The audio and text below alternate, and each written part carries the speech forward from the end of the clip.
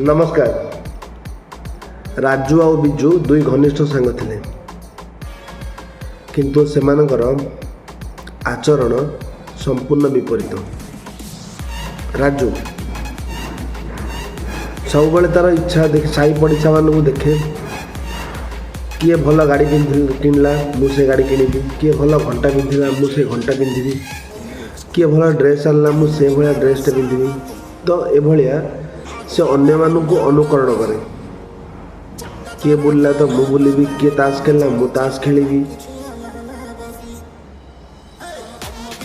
एभलिया काम करे। किंतु बिजू संपूर्ण उल्टा, सी करना मन दे बसे,